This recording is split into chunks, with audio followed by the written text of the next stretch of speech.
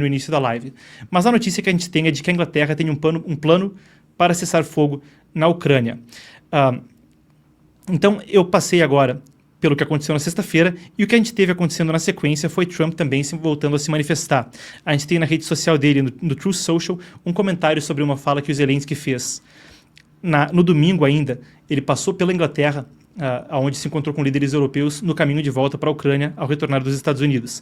Zelensky, em uma coletiva no domingo, falou que que um fim da guerra com a Rússia estaria muito, muito longe. Trump se manifestou dizendo que essa é a pior declaração que poderia ser feita pelo Zelensky. A América não vai aturar isso por muito mais tempo. É o que eu estava dizendo, esse cara não quer que haja paz enquanto ele tiver apoio americano e europeu. Na reunião, ele fala, e a Europa, na reunião que eles tiveram com Zelensky, disse flatly, bruscamente, que eles não podem fazer o trabalho sem os Estados Unidos. Provavelmente não é uma grande declaração a ser feita em termos de mostrar força contra a Rússia. O que eles estão pensando? E basicamente o que parece é que muitas coisas que poderiam ocorrer a portas fechadas acabam ocorrendo em público, e isso tem gerado ou agravado algum tipo de atrito entre essas lideranças. Então isso é o que Trump falou. Ele fez mais algumas publicações na sua rede social, o Truth Social, mas todas com a mesma tonalidade, e voltou a lembrar a declaração que ele constantemente faz a respeito de não ter havido invasões russas à Ucrânia durante o seu mandato anterior, ou pelo menos não nessa escala. Ele também tweetou, ou melhor dizendo, postou no Truth Social, que a Europa tem comprado mais óleo e gás russo do que eles gastaram defendendo a Ucrânia de longe. Esse aí com algumas declarações a respeito. Claro, as redes dele são muito ativas, ele também publica uma enxurrada de publicações sobre outras questões, mas esse é o pé em que a situação se encontra em termos da reação. Na Europa, existem reações que vão tanto do próprio Kremlin quanto aos líderes europeus apoiando Zelensky.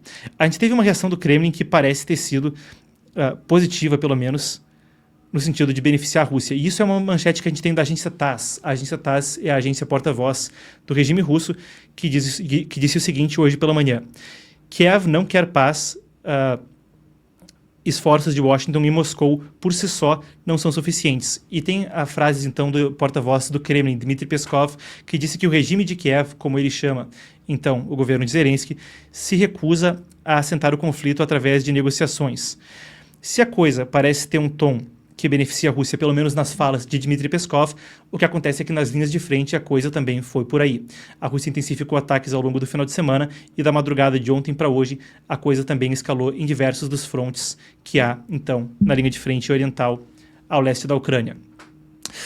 A gente também pontua que, nesse contexto, enquanto havia a escalada dos conflitos, havia discussão no final de semana entre líderes europeus do que fazer de agora em diante em termos de apoio à Ucrânia. E aí é uma série de ponderações a serem feitas, mas uma delas é que a Inglaterra e a França discutiam a possibilidade de alguma forma, agir com monitoramento de cessar-fogo, pelo menos em um eventual acordo naval e aéreo, mas não terrestre nas linhas de frente. De fato, Macron dizia que era uma linha muito extensa para ser monitorada. Fato é que hoje caças franceses passaram perto da península da Crimeia. A OTAN também faz exercícios no Mar Negro de forma regular de monitoramento, mas dessa vez eles passaram muito perto da Crimeia e acabaram então, depois de aproximação a defesas russas, se afastando. O que é um incidente que pode ser interpretado, aí cada um interpreta como quer, mas de fato isso foi o que aconteceu. A gente tem aqui as publicações de alguns dos líderes da Europa também no final de semana reagindo a essa questão. A gente separou alguns deles, que incluem tanto o Ministério das Relações Exteriores da Suécia, mas também Keir Starmer do Reino Unido. A gente tem também outras pessoas. A gente tem aí a Ursula von der Leyen e o Friedrich Merz da Alemanha. As reações são diversas, mas em particular daqueles líderes que são os principais, ou pelo menos que espera-se sejam os principais em eventualmente agir agora em ausência ou pelo menos dúvida quanto à posição dos Estados Unidos.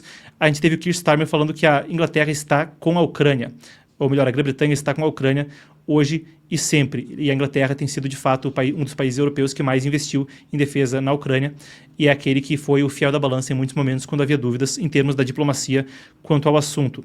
De forma notória, o Merz traz uma posição interessante, onde ele falou nas suas redes: querido Volodymyr Zelensky, nós estamos junto com a Ucrânia em tempos desafiadores. Nós jamais podemos confundir o agressor e a vítima nessa guerra terrível. O caso do Merz tem um tempero interessante a mais. Eu aguardo aqui um instantinho, aqui nas notas, perfeito.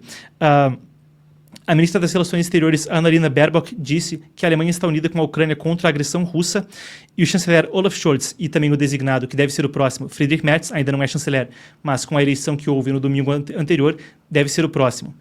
Eles expressaram apoio a Zelensky, que disse então que não devemos confundir o agressor e a vítima.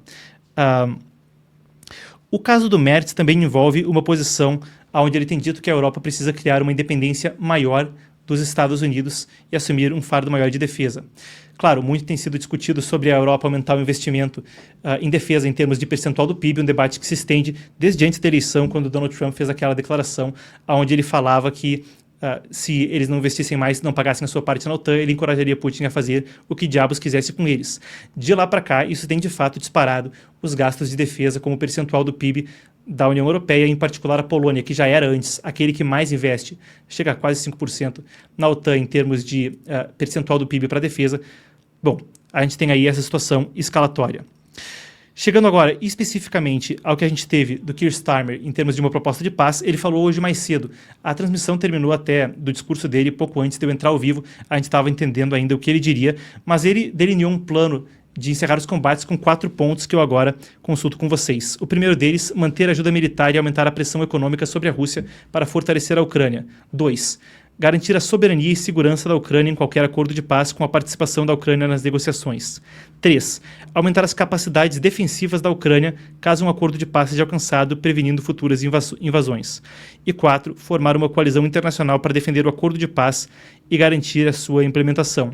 Termos todos muito vagos, mas que são pelo menos uma resposta diplomática imediata em um momento de incerteza. São só propostas.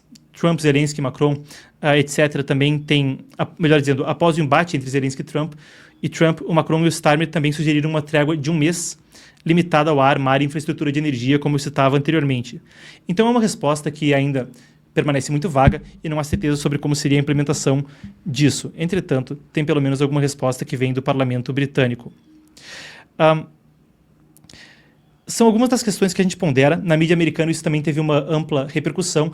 Foi noticiado pelo New York Times e por alguns outros veículos que Mike Waltz, o conselheiro de Segurança Nacional, o Marco Rubio, do Departamento de Estado, e o Trump estariam se reunindo hoje para pesar os próximos passos, apesar de ainda não haver nenhuma divulgação pública do que eles estejam discutindo ou possam ter discutido, e a gente aguarda se vai haver um pronunciamento público. Pelo menos o que todos os jornais americanos noticiavam era que fontes disseram que haveria essa reunião hoje, sem citar nomes especificamente.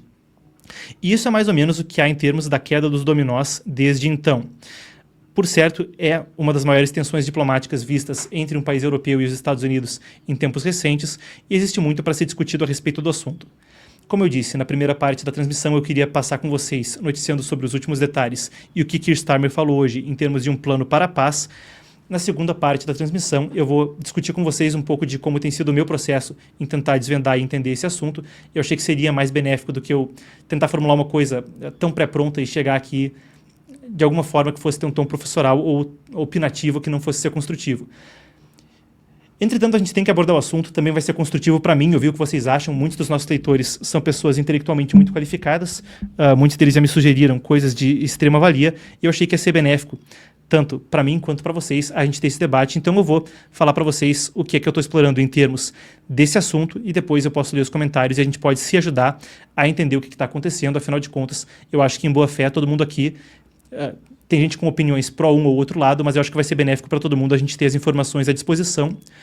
E na linha investigativa que eu estava fazendo para tentar entender esse assunto, eu continuamente tentei também passar por algumas linhas de análise que eu achei que estavam sendo omitidas, talvez no debate público que eu vi, pelo menos nas redes sociais e nos grandes veículos de imprensa. Então a gente parte agora para a segunda parte da transmissão, onde eu vou passar com vocês, ou melhor dizendo, eu nem passei por essa tela, mas então isso era uma das telas onde o Macron falava que a Grã-Bretanha e a França estavam propondo uma trégua parcial de 1 mês. Era essa que eu falava em termos de linhas aéreas. Não passei